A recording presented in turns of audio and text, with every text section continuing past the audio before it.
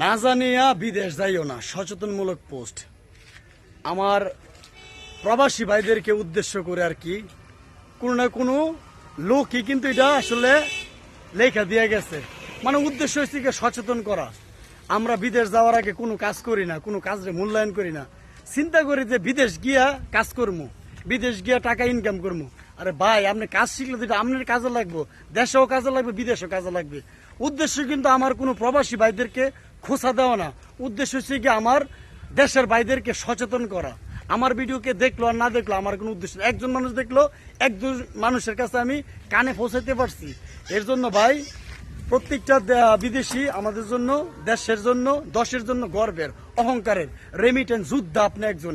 এর জন্য দেশে থাকতে যে কাজই পারেন, হাতের কাজ শিক্ষা যাওয়ার চেষ্টা করবেন, কারণ এটা আপনার কাজে দিবে। ওইখানে গিয়ে আপনি গাধার মতো পরিশ্রম করবেন কাজ না জানা থাকলে। কাজ জান না, একটু শিক্ষা, হাতের কাজ শিক্ষা যাইবেন, অবশ্যই এটা আপনার কাজে দিবে। আর উপরে আল্লাহ আছে, চেষ্টা করতে হইব। চেষ্টা মানে শুরু থেকে চেষ্টা করেন, যাওয়ার আগে প্রস্তুতি নেন, যাওয়ার আগে চিন্তা করেন যে আমার কি দরকার, যে জায়গায় যাইতেছি ওই জায়গার মধ্যে আমি কতটুকু আমার যোগ্যতা নিতে পারছি। ওইখানে যাবেন, গাদার মতো পরিশ্রম করবেন, যে পরিমাণ পরিশ্রম করবেন ওই পরিমাণের আপনি কিন্তু ইনকাম পাইবেন না, কারণ আপনি কোনো কাজ জানেন না।